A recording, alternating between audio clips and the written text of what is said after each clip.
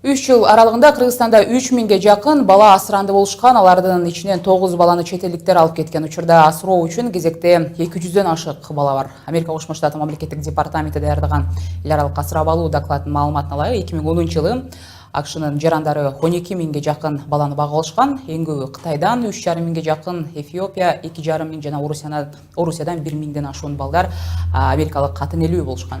Кошу Казакстанда болсо бул көрсөткүч алдаганча жогору. Өзбекстанда 5, ал эми Кыргызстанда былтыркы жылы 1 бала багылып алынгандыгы айтылууда. Асыроого берилген кыргызстандык балдардын учурдагы абалы тууралуу социалдык өнүктүрүү министрлигинин үй бүлөнү жана балдарды коргоо башкармалыгынын баш кадиси Гүлзина Бобекова менен сүйлөшөбүз деп турабыз. Гүлзина айым, биздин студияга кош келипсиз. Биринчи эле суроо мына адегенде эле багып алган балдардын кийинки тагдырына кандай көзөмөл жүргүзүлөт, ушул туурасында баштасак. Менимче эң башкысы министрлик тарабынан бул жагдайга көз салынып турса керек. Ооба, туура айтасыздар. Мисал Кыргыз Республикасынын мыйзамдарына ылайык баягы чет өлкөгө асыроого кетеби же биздин Кыргыз Республикасынын жарандары асыроого алабы? Бул абдан чоң көзөмөлдөө деп айтып кетмекчимин. Анткени эл аралык асыроого кеткен балдарыбыз мыйзамга ылайык 4 жолу баягы балдар кандай жашап атат бүгүнкү күндө, алар ден соолугу кандай, ошол боюнча отчетторду берип турушат да.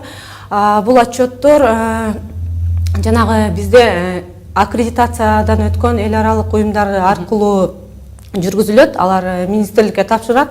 Ал эми копиясын болсо волонтерсеңиз болот. Ал эми копиясын болсо жергиликтүү биздин эмгек жана социалдык өнүктүрүү министрлигинин бөлүмдөрү бар да, ошолорго тапшырып турушат. Бүгүнкү күндө айтып кетмекчимин, баардык отчеттор келип турууда. Негизи балдарды асырап алууда биринчи кезекте кантип тандалат, ошол эле үй бүлө, анан аларга кепилдик кандай берилет дегендей. Кантип тандоо жүргүзүлөт? Кайсыл жагына көңүл бурасыздар дегендей. Мисал үчүн баягы өзүнчө бизде Кыргыз Республикасынын токтому менен бекитилген балдарды Кыргыз Республикасынын жарандарына жана чет өлкөлүк жарандарга берүүчү атайын жобо бар. Ошого жобого ылайык топтомо документтерди топтойт да аларчы. Анан ошого ылайык топтолуп келет. Ал документтер мыйзам чегинде болсо, биз аларды өзүбүзгө регистрация кылып туруп, андан кийин балдарды маалыматтар базасы, балдар банкы бар да биздечи, ата-энесинин камкордусуна калган балдар. Ошондон карап туруп, ал жерде болсо баягы асырап алам деген адам ошол жерде баягы өзүнүн арызында көргөзөт. Мага 3 жаштан, 1 жаштан 10 жашка чейин бала кайсы улутта, ден соолугу мүмкүн чектелген, чектелген эмеспи, баарын көргөзөт. Ошого ылайык анан ошо базада бар болсо, ошондой балдар ошо аркылуу тандалып анан берилет да. Бирок алардын үй бүлөлүк абалына да көңүл бурасыздар да турабы? Албетте, биздин жарандардыкын карап көрсөк, Кыргыз Республикасынын жарандарынчы аймактык бөлүмдүн кызматкери барып үй жай шартын барып карап, ал боюнча акт түзүлөт. Андан тышкары документтин баары туура келсе, корутунду берилет колуначы. Бүгүнкү күндө сиз асырап алуучу боло аласыз деп. Ошондой эле чет өлкөлүк жарандарга ошол эле документтер, ошондой эле корутунду колуна берилет да. Бирок негизи биз жогоруда айтып өттүк, 3 жылдын ичинде мындайча айтканда 3000 адам 3000 баланы багып алышыптыр. Бул сан кандай? Соңку жылдары тескеринче көбөйдүбү же азайдыбы? Айтып кетейин, биздин мыйзамдарга ылайык эң биринчи приоритеттүү болуп бул өзүбүздүн улуттук асыроо, же болбосо Кыргыз Республикасынын жарандары биринчи кезекте болот да.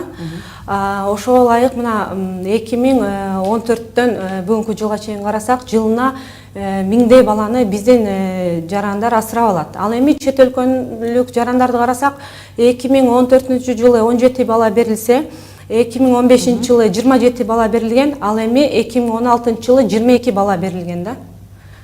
Демек, буга чейин чет өлкөлүк жарандарга ушундай азырынча жана балдарды асырап алууга менимче убактылуу жана чектөө киргизилген болчу. Бул дагы деле демек андай эмес экен да, бул уланып келе жатабы? Сиз 2016-жылдан багы санын айтып жатсаңыз, 6-7 бала да айтып жатсаңыз.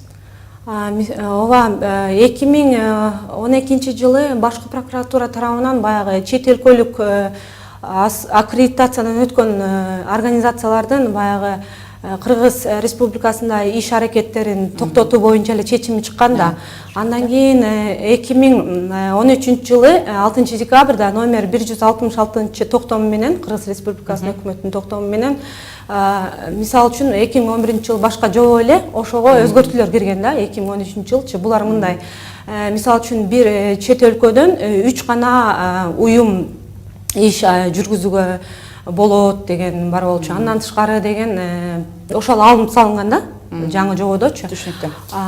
Андан тышкары мисал үчүн дагы комиссия бар болчу. Комиссия жоюлган. Бүгүнкү күндө мына ички иштер, тышкы иштер министрликтеринин жана коопсуздук кызматынын корутундуларын алып, анан министрлик эмгек жана социалдык өнүктүрүү министрлиги тарабынан жалпы корутунду берилип, аттестат аккредитация алып, анан иш аракеттерин жүргүзөт да. Анан айтып кетмекчимин, бүгүнкү күндө 12 аккредиттелген уюм ушул чет өлкөлүк асыроо боюнча иш жүргүзөт да. Булар 8 Америка Кошмо Штатынан, бирөө Нидерландия, бирөө Финляндия, бирөө Германия, бирөө Швеция өлкөлөрү. Сиз 2016 жылы эмнесин айтпадыңызбы? Ошондо асыранды болгон балдардын саны 7 дедиңиз, туурабы? 22.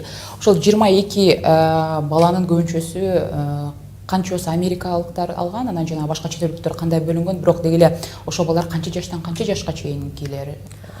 Мисал үчүн айтып кетейин, эң эле баягы 3 жаштан бир 15 жашка чейин былтыр 2016 жылда айтсак, бул Америка Кошмо Штаты алып кетишкен биздин Кыргыз Республикасынын жарандарын. Гүзөмө, сиз жогоруда айтып өттүңүзбү, биз Гүзөмө жүргүзүп турабыз, алар менен байланышыбыз бар деп, анан ошолордун кандай десем, ошол процесстин өзүн түшүндүрүп кетесизби? Сиздер мисалы бир жылдын ичинде баланча түрдө мисалы кайрылабыз, алар бизге жашаган жашоосун көрсөтөт, балдардын баягы мектепке баруусун, ата энесинин мамилеси деги эле кандай жүргүзүлөт текшерүү сиздердин көзөмөлүңүздөрдөн?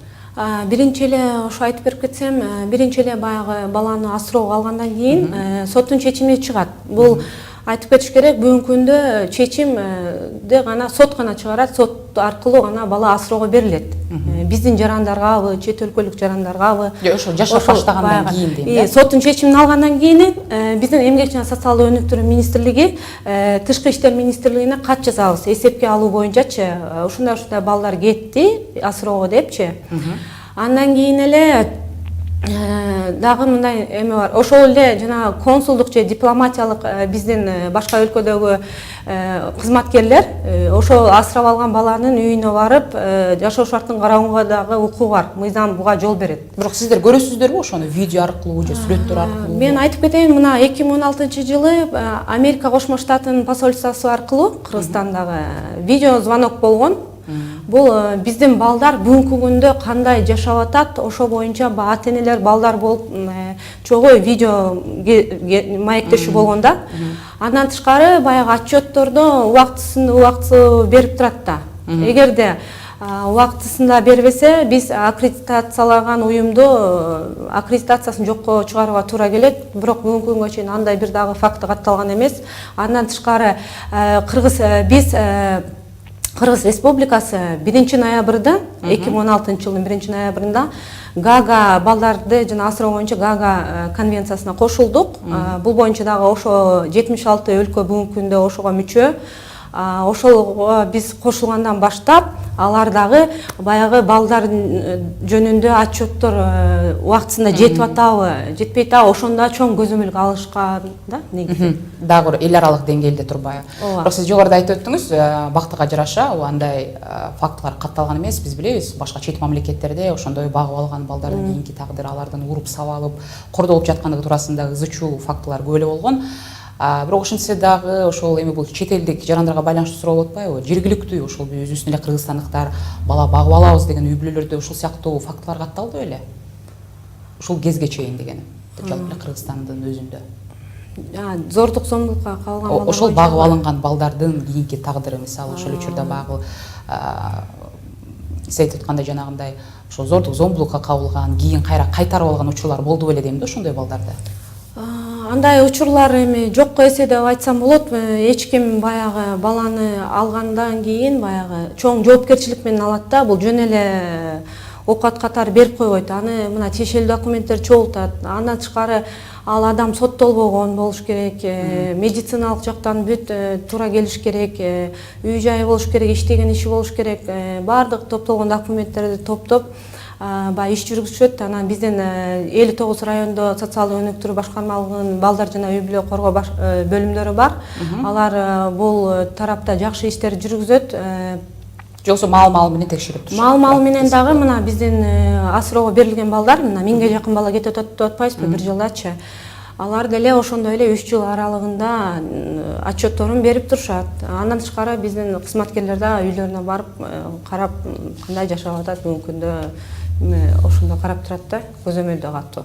Бирок биз билебиз, ал сиз айтып өтпөңүзбү, бала багып алам деген адам арыз жазаардан мурун балким жана мүмкүнчүлүгү чектелген балдарга да колдоо көрсөтөм, баланча жаштан деп жана көрсөтүлөт деп. Бирок ошол учурда жанагы көбүнчөсү кандай ден соолугу, кандай акыбалдагы балдарды асырап алууга далалат жасашат да, арасында канчоосу жана мүмкүнчүлүгү чектелген балдар кетет, ошол эле чет өлкөлүктөр, ошол эле кыргызстандыктардын өздөрү дейин да. Мен айтып кетишим керек, Кыргыз Республиканын биздин жарандар көбүнчө 1 жашка чейин жана ден соолугу абдан таза, мыктыны алгысы келишет. Анткени чоңдорду көп каалашпайт да. Ал эми чет өлкөлүктөргө 3 жаштан 15 жашка чейин кетет да. Анткени бүгүнкү күндө мамлекеттик саясат ар бир бала үй бүлөдө жашаш керек деп белгиленген да. Ошого ылайык бүгүнкү күндө бизде министрлик тарабынан маалыматтар жана балдар базасы бар деп атпаймынбы, ошого жерлерден биринчи биздин аймактык бөлүмдөр иш жүргүзөт. Биринчи ошол эле туугандарын издейт. Туугандар табылбаса асыроо же көзөмөлчүлүккө берилет. Асыроого биздин жарандар дагы албагандан кийин биздин ошо маалыматтар базасына келип түшөт. Келип түшкөндөн кийин 3 айдан кийин гана эл аралык асыроого ошолордун балдардын анкеталарын көргөзө алабыз да бизчи бүгүнкү күндө. Бирок бир жарым жылдын ичинде чечилет экен да бул процесс тууралуу. Ооба, ошондой болуп калат. Бул оңой эмес, ошо убак талапты талап кылган маселе. Рахмат сиздин маегиңизге. Асыроого берилген балдардын учурдагы абалы тууралуу социалдык өнүктүрүү министрлигинин үй бүлөнү жана балдарды коргоо башкармалыгынын баш кадиси Гүлзина Бобекова менен маектештик ийгилик каалайбыз.